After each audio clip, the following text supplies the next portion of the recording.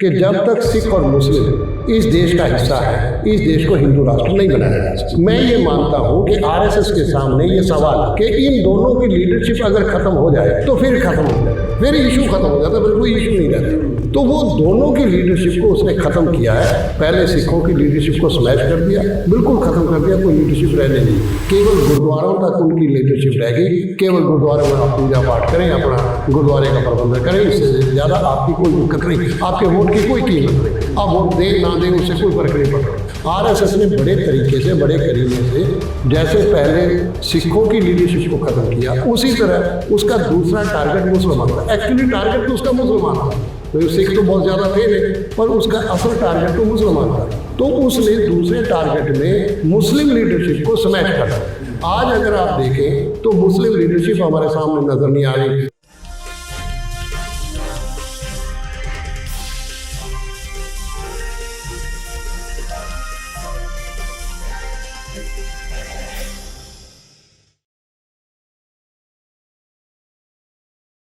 Hello, नमस्कार, आदाब, सत श्री अकाल और अस्सलाम वालेकुम। मैं हूं मोहम्मद अहमद काज़मी, लेकर आया हूं आपका पसंदीदा कार्यक्रम आपके रूबरू। इस कार्यक्रम में हम कुछ खबरों पर बात करते हैं और देश में क्या कुछ हालात हैं उस पर कुछ गहराई से समझने की कोशिश करते हैं।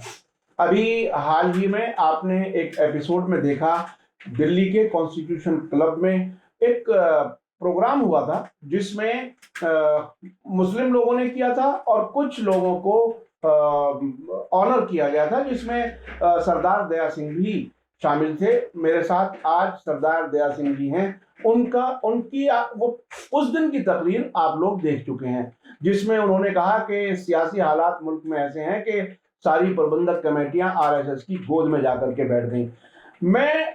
आज मैंने उनको इनवाइट किया है ये समझने के लिए कि हाल में इस वक्त इस मौजूदा हुकूमत के दौरान सिख कम्युनिटी किस तरह से महसूस कर रही है। क्योंकि अब तक आमतौर पर माइनॉरिटीज की जब बात करते हैं तो मुसलमानों के बारे में तो चर्चा होती है, हालांकि मुसलमानों पर कुछ ज्यादा ही टारगेट किया जा रहा है, ये अपनी बात अपनी जगह सही है, लेकिन बहरहाल दूसरी कम्युनिटीज भी किस तरह से महसूस कर रही हैं वो समझने के लिए मैंने आज सरदार दया सिंह जी को इनवाइट किया है, जो ऑल इंडिया पीस मिशन के प्रेसिडेंट हैं।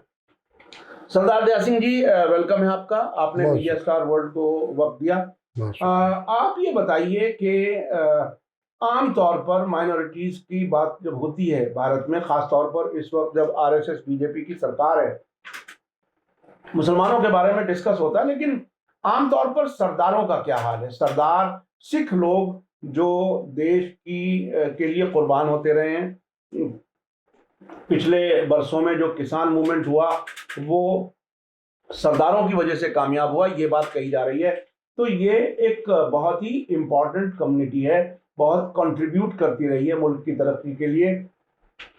अब आप लोग कैसा महसूस कर रहे हैं? काज़मी जी, आप एक बात देखें, सिख हिंदू और मुसलमान के बीच में कड़ी का रूप है, ये कड़ी बनाता है। पिछले 2014 के बाद की बात कर लें तो ये देखा कि 2014 के बाद जब सिखों ने आगे कदम बढ़ाया तो ऐसा लगा कि आरएसएस ने पूरा सिखों को अपने कब्जे में रखा हुआ था। नतीजे हमने देखे हैं उसके। आज की सिंह सभाएं देखें, गुरुद्वारा प्रबंधक कमेटी, चाहे श्रोमणी गुरुद्वारा प्रबंधक कमेटी हो, चाहे दिल्ली सिख गुरुद्वारा प्रबंधक कमेटी हो, चाहे कोई भी कमेटी हो, उन कमेटियों पर जो नेतृत्व खड़ा हुआ है वो नेतृत्व पूरे का पूरा आरएसएस के साथ ऐसा लगा है जैसे मिलजुल कर उसके साथ काम कर रहा। और ये अत्यंत दुख की बात है, क्योंकि सिखों में कभी भी ये सोच नहीं आई कि वो मुस्लिम के खिलाफ खड़े हो जाए। ये बल्कि बार बार उनके ऊपर ये लगाया गया कि औरंगजेब ने गुरु तेग बहादुर की शहादत कर दी, गुरु तेग बहादुर तो हिंदुओं की रक्षा के लिए गए, या डॉक्टर अडवाणी जी ने भी एक जगह अपनी किताब में लिखा है, माई कंट्री माई लाइफ में, उन्होंने लिखा है कि सिख तो बने ही हिंदुओं की रक्षा के लिए था। अब हमारा एक सवाल है, हमें ये समझना चाहिए कि आरएसएस ऐसा क्यों करना चाहती, जबकि गुरु नानक ने पहले बार इस धरती पर आकर ये कहा कि मैं हिंदू नहीं हूँ, और उन्होंने हिंदू की परिभाषा भी की, पर वो पूरे हिंदुस्तान के रिप्रेजेंटेशन के तौर पर खड़े हो गए। 2014 के बाद पूरी की पूरी ताकत ये रही कि सिखों को हिंदू में अमलगामेट कर लिया जाए, उसमें मिला लिया जाए, पर सिख इसके लिए तैयार नहीं। आज भी जो अमृतपाल सिंह की बात करें या खालिस्तान का इशू बात करें, जो पंजाब में हालात ख़राब हो रहे हैं, उसको भी देखें तो उसके पीछे का सच क्या है। उसके पीछे का सच ये है कि केजरीवाल ने जाकर सिखों में एक उभार पैदा किया। नतीजा ये हुआ कि खालिस्तान का मुद्दा जो नहीं सामने था वो मुद्दा खड़ा हो गया। दूसरी तरफ केजरीवाल ने ही जाकर ये कह दिया कि मैं हिंदुओं के लिए आया हूँ और हिंदू मेरे लिए काम करें। तो नतीजा ये निकला कि राज सत्ता तो ले ली, पर सिख लीडरशिप जो जिस काम पर सिख लीडरशिप थी वो बिल्कुल बिखर गई। और पिछले 2014 से लेकर 2022 तक तो ये है कि सिख लीडरशिप बिल्कुल स्मैश हो गई, सिख लीडरशिप कहीं नज़र नहीं आ रही। हमारे सामने एक बहुत बड़ा सवाल था। जब मैंने 2011 में, कुछ पत्रकार मित्र थे और यहाँ जो अन्ना आंदोलन चल रहा था, तो उस समय रोज़ पटाखे बोलते थे, किसी न किसी सिख, किसी न किसी मुसलमान का नाम ले लिया जाता था कि इस ईमेल उधर से आया, उन्होंने जिम्मेदारी ले ली। मुझे कुछ लोगों ने कहा कि इस पर काम किया जाना चाहिए। मैंने कहा एक यात्रा करते हैं। तो मैंने वेई नदी जो कपूरथला के पास पंजाब में है, जहाँ से गुरु नानक ने पहली यात्रा आरंभ की थी, वहीं से मैंने एक यात्रा की। ना हम हिंदू ना मुसलमान, अल्लो राम के पिंड प्राण, इस बात को लेकर हमने यात्रा की। मेरे साथ गांधी पीस फाउंडेशन की अध्यक्षा भट्ट भी थी मेरे साथ, वो भी मेरे साथ चली। तो हमने दरबार साहब भी गए। मैंने उसके 3 चैप्टर लिखे। मेरे सामने सवाल था कि इस बात को हमें समझना चाहिए कि कारण क्या है कि आज मुसलमान इस हालात से क्यों गुजर रहा है। इस हालात से तो सिख भी गुजरा था। तो हमारे सामने एक सवाल था। तो मैंने वहाँ से चले तो हमने पंजाब से सिखों के साथ बात की, आर्य समाज, कुरुक्षेत्र में आर्य समाज के लोगों से, उनके कॉलेज में मेरा फंक्शन हुआ तो वहाँ सब लोग मिले, सारे हिंदुओं से बात की। उसके बाद मैं देवबंद गया, देवबंद में मुसलमानों से बात की, सहारनपुर में भी, बरेली में भी, इलाहाबाद में भी। लास्ट में हमने इस यात्रा का समापन गंगा नदी पर ये कहते हुए कह दिया कि जैसे जल से अलग नहीं किया जा सकता, इसी तरह हमारे रिश्ते अलग नहीं किए जा सकते। हम तीनों को इकट्ठे होकर चलना है और ये हालात को हमने बदलना है। ये इसका पत्र मैंने तत्कालीन प्रधानमंत्री सरदार मनमोहन सिंह जी को भी कहा कि ये जो अन्ना आंदोलन है, ये अन्ना आंदोलन कुछ नहीं है, ये अन्ना आंदोलन आरएसएस प्रायोजित आंदोलन है। इसका ले दे के नतीजे यही निकलेंगे, हमें इस पर काम करना चाहिए।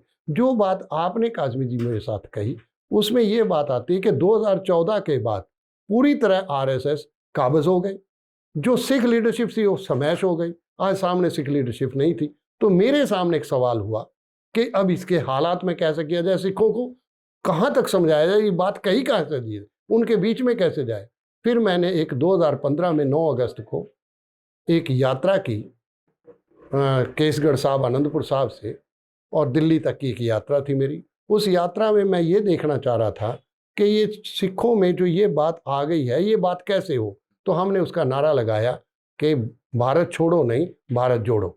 ये यात्रा हमने आनंदपुर साहब, केसगढ़ जहाँ से गुरु गोविंद सिंह जी महाराज ने 5 प्यारे नियुक्त किए थे, वहीं से हमने उस यात्रा को शुरू किया। बहुत सक्सेसफुल रही वो यात्रा। हमारा ये कहना था कि हमने मिलजुल कर किस ढंग से बात करें। तो मेरे से किसी ने सवाल पूछा कि गुरु गोविंद सिंह पर तो मुगलों ने अत्याचार किए, उन्होंने हमला किया। मैंने कहा बिल्कुल गलत है। वो हमला पहला जो है, जब 5 प्यारे बनाए गए, उसमें से एक स्वर्ण से था, चारों ही आवरण थे, शेड्यूल्ड कास्ट थे। तो मेरा ये कहना था कि हमारे संबंधों में जात पात नहीं है, बल्कि गुरु गोविंद सिंह जी ने गोविंद राय से गोविंद सिंह तक की यात्रा जो है वो अपनी जात पात को बिल्कुल ख़त्म कर स्मैश करके हम सब एक हो गए और एक तरफ पर निकले। तो इसलिए पहला हमला जो बाईधार के रजवाड़ा थे, हिंदू राजे थे, उन्होंने हमला किया। औरंगजेब ने कोई सीधा हमला नहीं किया। और मैं हैरान होता हूँ कि औरंगजेब ने सीधे तौर पर सिखों पर कोई हमला ही नहीं किया। ये बहुत बड़ी बात है। आमतौर पर जो जिनको आजकल अंधभक्त कहा जा रहा है, वो तो सीधा सीधा वही बात दोहराते रहते हैं बार बार। आपकी अब तक की बातों से एक चीज महसूस हुई मुझे, चूंकि मैं मुस्लिम लीडरशिप, सो कॉल्ड मुस्लिम लीडरशिप जिसे कहा जाता है, इस तरफ भी ऐसा कुछ लगता नहीं कि कोई मुस्लिम लीडरशिप नाम की कोई चीज रह गई है। तो क्या सरकारें और खासतौर पर आरएसएस, बीजेपी किस्म की जो सोच वाले लोग हैं, क्या सभी माइनॉरिटीज की लीडरशिप को खत्म करने का काम कर रही हैं? ये एक बहुत बड़ा सवाल है, क्योंकि अभी हाल ही में कुछ मुस्लिम लीडर जो मिले मोहन भागवत जी से, उसके बाद उन्होंने अपनी मुलाकात के बारे में तो बताया, लेकिन अब जैसे गुजरात में 5 लड़कों को पुलिस वालों ने खंबे से बांध करके जिस तरह से पिटाई की, जिस तरह से और भी वाकयात हो रहे हैं, उसके बाद वो बिल्कुल खामोश बैठे हैं। इसका मतलब ये हुआ कि ये मुस्लिम लीडर हैं ही नहीं, वो सिर्फ आरएसएस के कहने पर वहां जाकर के मिले ताकि ऐसा महसूस कराया जा सके कि मुसलमानों से आरएसएस बात कर रही है। काज़मी जी, ये एक बहुत ही अहम, क्या दोनों तरफ सिखों में भी और मुसलमानों में भी एक ही तरह से या एक ही मकसद से लीडरशिप खत्म की जा रही है या की गई है? काज़मी जी, एक बात हम आप समझ लें, बहुत आपने जो सवाल पूछा बहुत मौजूद सवाल है और इस सवाल पर चर्चा होनी चाहिए। मैं तो कहता हूँ इस पर चर्चा होनी चाहिए। ये 2 कौम हैं, चाहे वो सिख हो चाहे मुस्लिम हो, ये दोनों कौम इस भारत को भारत बनाए हैं, अदरवाइज ये भारत नहीं है। ये सरदार हुकुम सिंह जी ने मुझे, जो लोकसभा के अध्यक्ष भी रहे, सिंह शताब्दी कमेटी के प्रधान थे, मैं सेक्रेटरी था उसका, तो उस समय हमने जब उनसे पूछा तो उन्होंने कहा कि जब तक सिख और मुस्लिम इस देश का हिस्सा है, इस देश को हिंदू राष्ट्र नहीं बनाया जा सकता। मैं ये मानता हूं कि आरएसएस के सामने ये सवाल है कि इन दोनों की लीडरशिप अगर खत्म हो जाए तो फिर खत्म हो जाते हैं, फिर इशू खत्म हो जाता है, फिर कोई इशू नहीं रहता। तो वो दोनों की लीडरशिप को उसने खत्म किया है। पहले सिखों की लीडरशिप को स्मैश कर दिया, बिल्कुल खत्म कर दिया, कोई लीडरशिप रहने नहीं, केवल गुरुद्वारों तक उनकी लीडरशिप रह गई। केवल गुरुद्वारे में आप पूजा पाठ करें, अपना गुरुद्वारे का प्रबंधन करें, इससे ज़्यादा आपकी कोई दिक्कत नहीं, आपके वोट की कोई कीमत नहीं, आप वोट दें ना दें उससे कोई फर्क नहीं पड़ रहा। आरएसएस ने बड़े तरीके से, बड़े करीने से, जैसे पहले सिखों की लीडरशिप को खत्म किया, उसी तरह उसका दूसरा टारगेट मुसलमान था। एक्चुअली टारगेट तो उसका मुसलमान था, तो सिख तो बहुत ज़्यादा थे नहीं, पर उसका असल टारगेट तो मुसलमान था। तो उसने दूसरे टारगेट में मुस्लिम लीडरशिप को स्मैश कर दिया। आज अगर आप देखें तो मुस्लिम लीडरशिप हमारे सामने नजर नहीं आ रही। कुछ लोग हैं, कुछ दर्द के मारे आए इकट्ठे हो जाते हैं, अदरवाइज कोई सिख मुस्लिम लीडरशिप भी हमारे सामने नहीं। जी, मैं अपने दर्शकों को याद दिला दूं और आपको भी बताना चाहता हूं मैं कि एक आरएसएस का अखबार है उर्दू का, जिसे इनकलाब कहते हैं, जागरण ग्रुप का, उसमें फ्रंट पेज पर एक साहब को रोजाना रखा जाता है, और मैं नाम लिख के कह सकता हूं, मौलाना अरशद मदनी, महमूद मदनी, और उनको लीडर के तौर पर प्रोजेक्ट किया जाता है। अब यही वो लोग हैं जो अयोध्या के फैसले से 1 हफ्ता पहले आधी रात को जाकर के मिलते हैं मोहन भागवत जी से, उसके बाद सुप्रीम कोर्ट का फैसला आ जाता है, और अब भी वो किस तरह से खामोश हैं। बाकायदा मदरसों के सर्वे के बारे में खुद वो एक तरह से वेलकम कर रहे हैं, वो उस साजिश को बता ही नहीं रहे अपने लोगों को। तो महसूस ये किया जा रहा है कि वो उन्हीं की साजिश का हिस्सा बन चुके हैं। जैसे आपने कहा कि गुरुद्वारा प्रबंधक कमेटियां ऐसे ही काम कर रही हैं जैसे उन्हीं के उनके काम के हिस्सेदार बन गए। बिल्कुल ऐसी हालत में, जबकि मीडिया सरकार के हाथ में, गोदी मीडिया हो गया, जिसको लोग अखबारों में रोज पढ़ते हैं उसी को अपना लीडर मानते हैं, इसका इलाज क्या है? मेरा एक बात हमें ध्यान में रख लेनी चाहिए। जब मैं हीरा सिंह दर्द की किताब को पढ़ रहा था, हीरा सिंह दर्द मास्टर तारा सिंह जी के बहुत नज़दीक थे, जो अकाली नेता थे, आज़ादी की लड़ाई लड़ी। उन्होंने एक रेफरेंस दिया बहुत बढ़िया। 1920 का समय था, बाबा खड़क सिंह सिख लीग के अध्यक्ष थे, गांधी, मोतीलाल नेहरू, मोहम्मद अली जौहर और शौकत अली मंच पर थे। सिख लीग की मीटिंग थी, सारे सिख थे। मोहम्मद अली जौहर के वो शब्द आज भी रोंगटे खड़े कर देते हैं। हमारी आपसे रिश्ते का अगर कहीं शुरुआत देखनी हो तो मोहम्मद अली जौहर के उन शब्दों को देखनी चाहिए, जब मोहम्मद अली जौहर ने खड़े होकर कहा, खालसा जी, हमारे बुजुर्गों ने हाकिम रहते आप पर ज्यादतियां की हैं, मैं उसका पश्चाताप करता हूं, मैं उसकी माफी मांगता हूं। आपका मन करे तो मैं अपनी गर्दन और अपने भाई शौकत की गर्दन पेश करता हूं, आप काट लें, पर आज जरूरत है हम सबको एक होने की। अब सवाल जो आपने बताया, अब सवाल था गांधी वहां है, गांधी को अगर गांधी बना तो ये मोहम्मद अली जौहर की उस बात से बना जब सिखों में गांधी की जरूरत बन गई, केंद्र बिंदु बन गए गांधी। मोतीलाल नेहरू वहां, मोहम्मद अली जौहर वहां, शौकत अली वहां, बाबा खड़क सिंह वहां। तो यहाँ से जो हमारा रिश्ता बना, इस रिश्ते ने जो हमारी आज़ादी की जंग जो हमने आपस में लड़ी और इकट्ठे होकर लड़ी और गांधी के साथ खड़े रहे, अंत तक साथ खड़े। तो आप जो कह रहे हैं कि ये जो रिश्ता, ये जो हालात बनाए हैं, आरएसएस को पूरा पता था कि जब तक इन लोगों की मुसलमान और सिख की लीडरशिप स्मैश नहीं होगी तो ये हमारे नज़दीक नहीं आ सकते, हमारे दबाव में नहीं रह सकते। आज लीडरशिप जो आप कह रहे हैं, आज लीडरशिप पूर्णतः, चाहे वो सिख हो चाहे वो मुसलमान हो, उसकी कोई लीडरशिप मुझे नहीं। मैं सिखों की तरफ से कह सकता हूं कि सिख की कोई लीडरशिप ही नहीं रही। अकाल तख्त से जिस बात की हम अकाल तख्त से बात करते थे, अकाल तख्त भी उसी पंजे में फंस के बैठ गया, वो भी उससे नहीं निकल पा रहा। जिसको हम कहते थे कि अकाल तख्त का जो हुक्म है वो आयद हो जाए तो वो फाइनल होता है, आज उसकी भी कोई परवाह नहीं कर रहा। तो ये जो बात आपने कही, मेरा ये मानना है कि इस पर चिंतन करना चाहिए कि ये लीडर्स मैच ना हो और इन दोनों ताकतों को नज़दीक आने की कोशिश करनी चाहिए। अगर ये दोनों ताकतें नज़दीक आ जाए तो मुझे सरदार हुकम सिंह जी की वो बात मैं दोबारा से याद करा दूं कि सरदार हुकम सिंह जी का पक्का ये विचार था, क्योंकि वही ऐसी पर्सनैलिटी थी जो आज़ादी की जंग में भी रहे, जो कॉन्स्टिट्यूएंट असेंबली के मेंबर भी थे। और जब 26 नवंबर 1949 को जब कॉन्स्टिट्यूशन अडॉप्ट होने लगा तो सरदार हुकम सिंह वॉकआउट कर गए।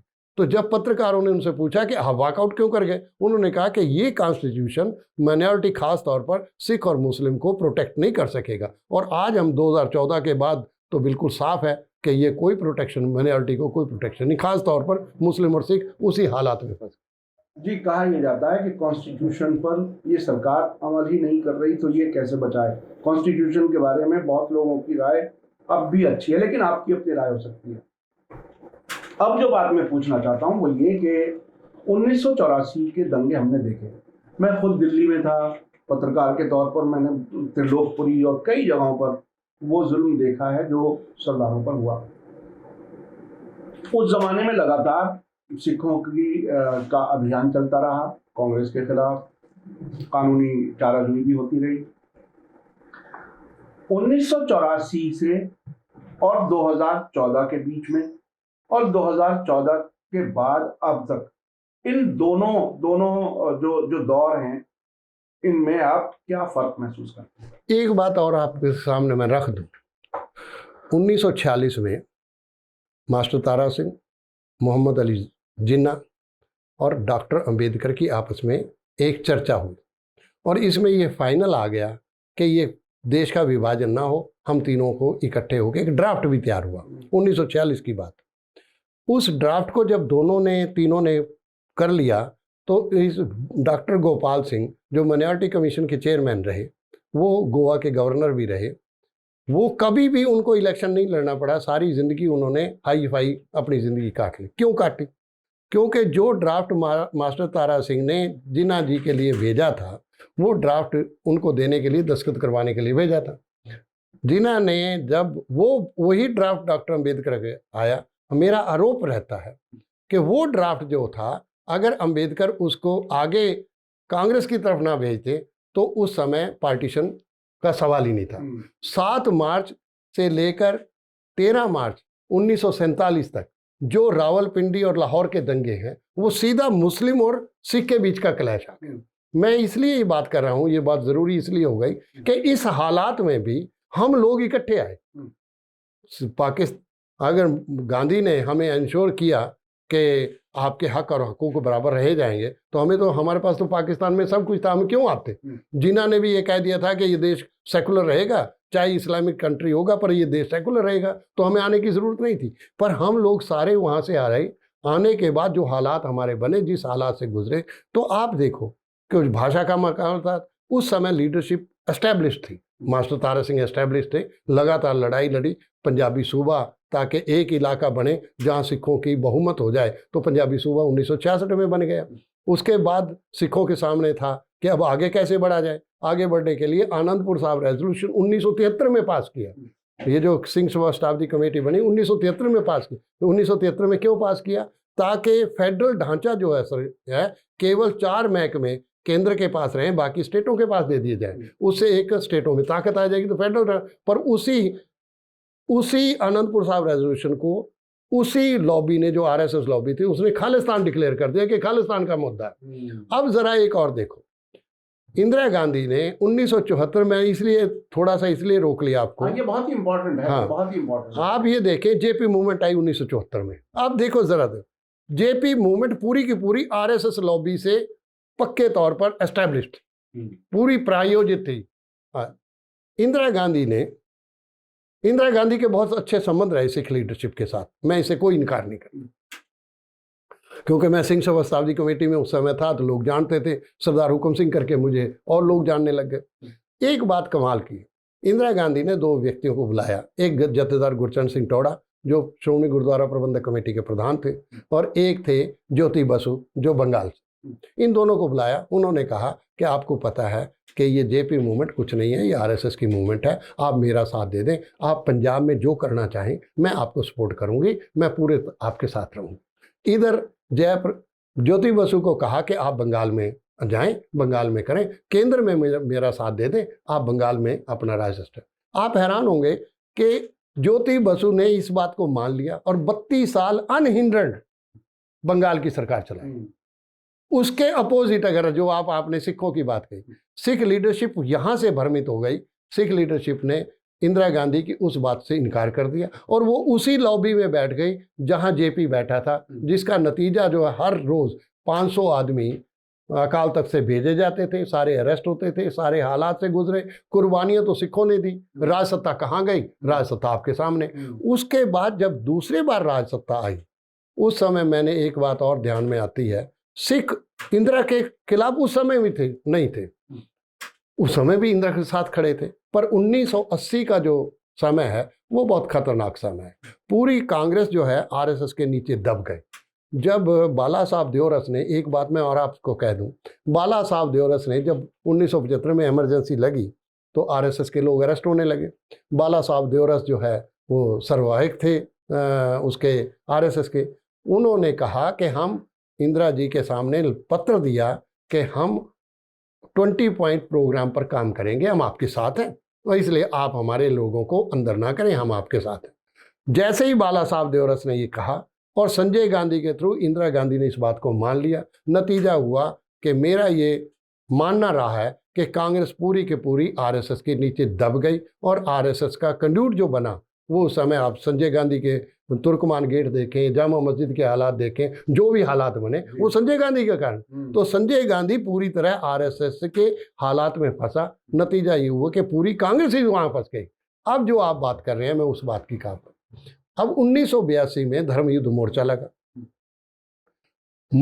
तो मोर्चा तो लग गया। सिखों ने कहा कि हमें एसवाईएल का पानी हम नहीं दे सकते, हमारा ये रिपेरियन एक्ट है, तो रिपेरियन में हमारा राइट है। जब कोयले का राइट उनका है जहां कोयला पैदा होता है, लोहा का राइट उसका है जहां लोहा पैदा होता है, तो जो पानी हमारा है तो हमारा पानी सुरक्षित रखा जाए, तो हम एसवाईएल का नहीं दें। उसके बाद क्या हुआ, एशियाड के थे तो सिख जब पंजाब से दिल्ली आ रहे थे तो सारे सिखों को भजन लाल सरकार ने सिरों में से बम ढूंढते रहे और नतीजा ये हुआ कि सिखों को बड़ा बेइज्जत किया। बड़े बेइज्जत करने के बाद 1982 में जब धर्म युद्ध मोर्चा था, 12 आदमी संगरूर लालड़ू में चंडीगढ़ के रास्ते में 12 आदमी निकाल के मार दिए गए। नतीजा क्या निकला कि हवा बना दी प्रेस ने और मीडिया ने कि सिखों ने 12 हिंदुओं को बस में से निकाल के मारा। सरदार हुक्म सिंह जी ने मुझे भेजा संत अर्चन सिंह लौंगोवाल के पास, जो डिक्टेटर थे अकाली मोर्चा के, उनके पास भेजा कि आप इनको ये कहें कि 6 महीने के लिए मोर्चा सस्पेंड कर दें, और मोर्चा सस्पेंड जब हो जाएगा तो हम इनको जुडिशियल इंक्वायरी करवा लेंगे, क्योंकि मुझे नहीं लगता कि सिख इन्वॉल्व हैं, ताकि सिखों से ये जो आरोप है ये ख़त्म हो जाए। मैं संत जी के पास गया, संत जी कहने लगे कि इस समय ये नहीं हो सकता। जब मैं वापस आया तो सरदार हुक्म सिंह जी ने मुझे कहा कि 25-30 हज़ार जाने जाएंगी और सिख इकोनॉमिकली वीक होगा। 1982 की बात। 1983 में सरदार हुक्म सिंह की डेथ हो गई। 1984 में जो आपने कहा, जो आपने देखा नज़ारा, 1984 में वही हुआ जो 1982 में सरदार हुक्म सिंह ने। तो मेरा ये मानना है कि ये सिख और मुस्लिम लीडरशिप को स्मैश कर दिया, उसके बाद तो लीडरशिप खत्म हो गई। तो उस स्मैश होने के बाद सिख खत्म हुआ तो मुस्लिम खत्म है। तो आज हमारे सामने जो सवाल है। अच्छा, आमतौर पर मुसलमानों को एक शिकायत होती है, चूंकि इंटरव्यू कर रहे हैं, बातचीत कर रहे हैं, तो हर बात पर डिस्कस हो जाए।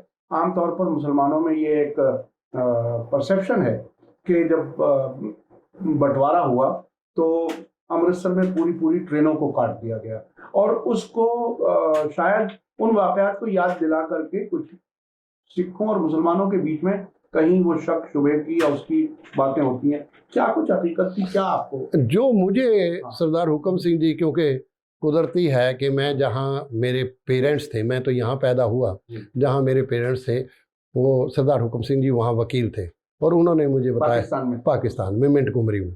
तो मिंट कुमरी में उन्होंने मुझे बताया कि तेरे दादा मेरे क्लाइंट थे, हमारे वहाँ बाग होते होंगे, आम के बाग वगैरह कुछ होते होंगे। तो ये उन्होंने मुझे बताया कि हमारे संबंध जिन्ना के साथ, जो मैंने आपको पहले कहा कि जब हमारे संबंध 1946 में अच्छे थे तो बुरे तो थे नहीं, तो वो जो संबंध थे हमारे, और ये मिस्टर जिन्ना ने मास्टर तारा सिंह को कहा कि you have seen Hindus as your को slaves, when they will be the masters and you be the slaves, then you will find the true nature of the Hindus. ये जिन्ना का सरदार मास्टर तारा सिंह, जो अकाली नेता थे, लीडरशिप उनके हाथ में थी, उनको ये कहा था। फिर भी मास्टर तारा सिंह ने अपने आप को भारत के साथ जोड़ा, पाकिस्तान के साथ। अब जो आप कह रहे हैं कि ये जो हालात बने, उसके दो कारण।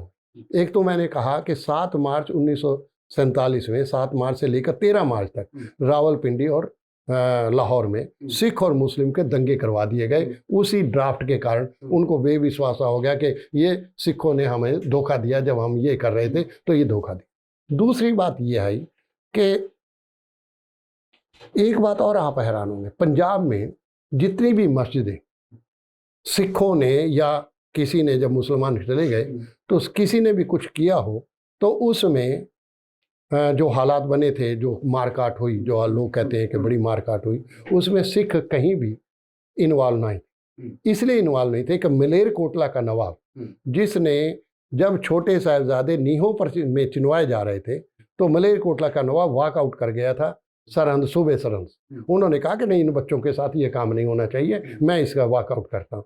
आज तक 300 साल बाद भी मलेरकोटला का नवाब ही एमएलए होता है। मलेरकोटला से ही उनकी आज भी इज्जत सिखों में बहुत है। इसलिए ये कहना, हो सकता है कि वहाँ हालात ऐसे हों, लोगों ने ये काम किए हों, जो उधर हो रहे थे वो इधर हुए। पर एक बात और कमाल की कि पाकिस्तान, जो सरदार हुकम सिंह ने मुझे बताया कि ब्यास नदी तक पाकिस्तान की बनने के चांस थे, ब्यास नदी तक। सरदार हुकम सिंह ने कहा कि अपने मिंट कुमरी जाकर के ये कहा कि आप ब्यास से आगे चले जाओ, क्योंकि ब्यास तक पाकिस्तान बनेगा। तो मिंट कुमरी में उन्होंने, लोगों ने कहा कि सरदार हुकम सिंह जी पागल हो गए हैं, कभी प्रजा भी चली जाती है, राज तो बदलते रहते हैं, प्रजा थोड़ी जाती है, तो प्रजा तो नहीं जाएगी। तो सरदार हुकम सिंह हो, गुजराल हो, ये सारे जालंधर आ गए, पहले ही बिफोर पार्टीशन ही जालंधर आ गए। तो क्यों आ गए जालंधर? ताकि ब्यास। पर ये बात जिन्ना की दूसरी ये इज्जत है सिखों में जिन्ना के लिए, चाहे वो हमारा विरोधी हो, चाहे वो हमारे दुश्मन हो। पर इस बात से, चाहे दुश्मन भी कहे, तो इस बात से हम इनकार नहीं कर सकते। जिन्ना ने कहा कि क्योंकि हरमंदर साहब ब्यास से इधर पड़ता है, इसलिए हम हरमंदर साहब को बीच में नहीं लेंगे। इसलिए रावी जो है, क्योंकि लाहौर के पास है, इसलिए रावी बना। तो इसलिए जो ये आवाज़ आती है, ये बिल्कुल गलत है, ये बिल्कुल परसेप्शन है। का मारकाट तो सिखों में भी हुई, मुसलमानों में भी हुई, हिंदुओं में भी हुई, सबकी मारकाट है। तो मेरा ये कहना है, ये परसेप्शन ही गलत है। अच्छा, अब सिखों के और मुसलमानों के बीच में नज़दीकियों का क्या तरीका अपनाया जाए? हमने ऑल इंडिया पीस मिशन एक स्थापित किया। ये कोई रजिस्टर्ड बॉडी नहीं थी, कुछ नहीं थी। हम मुसलमान थे, सिख थे, कुछ हिंदू थे। हम लोग जो इंटेलेक्चुअल टाइप के थे, यहाँ गांधी पीस फाउंडेशन में 2014 में इकट्ठे हो, ये सोचा कि जो हालात बनते जा रहे हैं तो बात कौन करेगा। अगर मुसलमान अपनी बात करता है तो मुसलमान की बात कोई पूछेगा नहीं, ये तो ये काम कर रहे हैं। और अगर मुसलमान नहीं करता तो उसकी बात कौन करे, क्योंकि सिखों को पता था जब हमारे ऊपर यही हालात थे तो अगर हम बात करते थे तो वो लोग कहते थे खालिस्तानी है, तो हमारी बात कौन करता। तो हमने सोचा कि हम सिख, हिंदू और मुस्लिम, जो सेकुलर टाइप के लोग हैं, ये सारे जो इंटेलेक्चुअल्स हैं, जो काम करते हैं लोगों के बीच में, तो हमने सोचा आओ बैठकर एक करें। तो ये ऑल इंडिया पीस मिशन एक स्थापित हुआ 2014 में, और इस बात पर हुआ कि हम मिलजुल कर कहीं भी हो, अगर कहीं मुसलमानों के ऊपर आ रहा तो सिख जाएंगे, वहाँ जाके उनकी बात करेंगे, अगर सिखों पर आ रहा है तो मुसलमान और हिंदू आएंगे तो उनकी बात करें। इसलिए बना। तो मेरा ये कहना था, जो आप ये कहना चाह रहे हैं कि हमारे संबंध और हम आगे कैसे चलें, हमारे आगे क्या चलने का रास्ता जो हमने ढूंढा, अभी मैंने प्रेस कॉन्फ्रेंस वहाँ भी की थी, कॉन्फ्रेंस भी की थी, अदीब जी भी गए थे, प्रशांत कुमार जो गांधी पीस फाउंडेशन के अध्यक्ष हैं वो भी गए थे पूना में, और सिख भी 18 गुरुद्वारों के सारे सिख आए, तो एक अच्छा सम्मेलन हुआ। तो हमने लोगों के बीच में बात की। तो हमारा ये कहना है कि एक तो इंटेलेक्चुअल्स को बाहर आना चाहिए। जब लीडरशिप स्मैश होती है तो उस समय इंटेलेक्चुअल्स की ड्यूटी है, प्रेस की ड्यूटी है, जो प्रेस के पत्रकार हैं उनकी ड्यूटी है कि इनको आगे आना चाहिए, ताकि ये समझें, ताकि उसमें से लीडरशिप हो। जैसे आपने कहा कि अरशद मदनी हो या दूसरे हों, ये सारे लोग, या ये अभी जो 5-7 आदमी मोहन भागवत के पास मिलकर आए, या जो वहाँ गए, जिस मस्जिद में गए वो जहाँ इखला जो वहाँ था, हाँ, तो उसके यहाँ क्या हालात बने कि राष्ट्रपिता, मतलब ऐसी कभी कभी सोची नहीं थी कि इतना गिर जाएगी हमारी लीडरशिप। तो इस समय हमारा सबका फर्ज बनता है कि हम इस देश के हैं और हमारा इस देश पर हक है, हम भारतीय हैं और हमें भारतीय होने पर गर्व है। सिखों को भी होना चाहिए, मुसलमानों को भी होना चाहिए, बाकी कोई कहे ना कहे, हमें इस पर डटा रहना चाहिए। और ये हमारी धरती है, हम यहाँ के पैदाइश हैं, मरेंगे भी यहाँ, जिएंगे भी।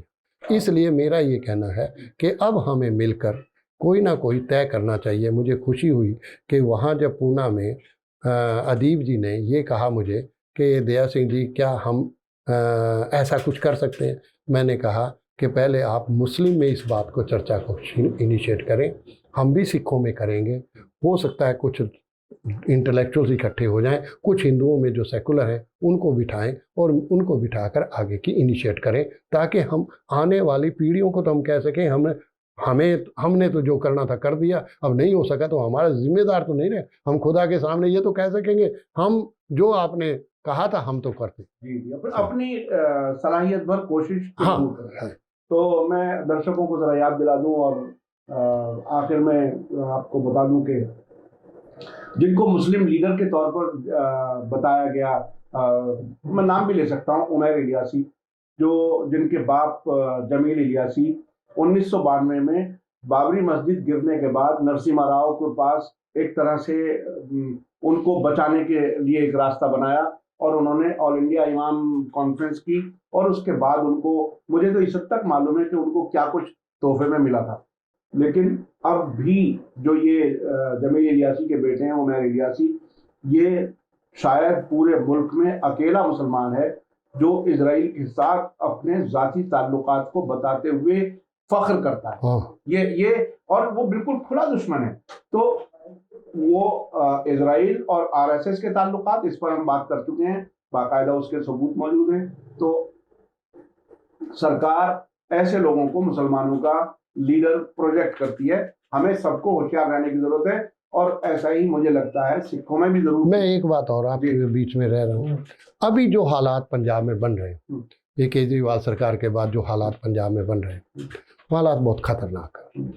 ये जो अमृतपाल सिंह आया है, ये पहले दुबई में था, अब हम एलिगेशन और ना एलिगेशन में हमें, जिसको हम जानते नहीं हैं तो हमें किसी को ऊपर एलिगेशन नहीं लगाना चाहिए, पर जिस ढंग से ये आगे बढ़ा है और जिस ढंग से ये बात कर रहा है, मुझे चिंता इस बात की है कि सिख फिर से दोबारा से वो 1982 और 84 के हालात से ना फंस जाएं, क्योंकि ऐसे लोगों को आगे उभारा जाता है और उभार कर उनको इतना हवा दे दी जाती है ताकि आम सिख जो है उसके चक्कर में फंस जाता है, जैसे आपने अभी रेफरेंस दिया। तो इस तरह के भी हालात बने हैं। हमें कोई तकलीफ नहीं है सिख और मुस्लिम को। और अभी जो ईसाइयों के बारे में आया, हमारा कोई कन्वर्ट होता है, हमें क्या तकलीफ है, वो अपने तौर पर कन्वर्ट हो रहा है, हम किसी के ऊपर कन्वर्शन के ऊपर कोई वो नहीं है। अगर कोई सिख रहना चाहता है तो सिख रहे, वो मुसलमान रहना चाहता है मुसलमान रहे, नहीं रहना चाहता ईसाई बनना चाहता है बने। तो हमें इस बात पर कोई आपस में टकराव नहीं होना चाहिए और ना ही हम इस टकराव के हैं। तो मैं ये समझता हूँ कि जो पंजाब में हालात हैं, जो आप कह रहे हैं कि उस हालात से भी अभी अब हमें चिंता और लग गई है, इसलिए भी हम आप आप और हम सब मतलब मुस्लिम और जी, सिख जी, जी। और बाकी जो सेकुलर हैं उनको एक मंच पर आना चाहिए। जी जी, ये बहुत ही अहम बात है। आमतौर पर आम आदमी पार्टी की सरकार के दौरान क्या कुछ हो रहा है ये लोगों को पता नहीं है। आपने जो एक शक जाहिर किया है, एक तरह से वार्निंग सिग्नल है कि क्या वहाँ पर कुछ ऐसे लोगों को तैयार किया जा रहा है जिससे पूरी सिख कौम के लिए कोई बड़ी मुसीबत खड़ी हो सकती है। बहुत बहुत शुक्रिया। इसी के साथ मुझे दीजिए इजाजत। धन्यवाद, शुक्रिया। बहुत जय भारत, शुक्रिया, जय बहुत शुक्रिया, बहुत शुक्रिया। मीडिया स्टार वर्ल्ड के और वीडियो देखने के लिए हमारे चैनल को सब्सक्राइब करें और सीधे नोटिफिकेशन पाने के लिए बेल आइकन दबाएं। और अगर हमारी खबर सच्ची और अच्छी लगे तो अपने व्हाट्सएप, इंस्टाग्राम, फेसबुक और ट्विटर अकाउंट पर ज़रूर शेयर करें।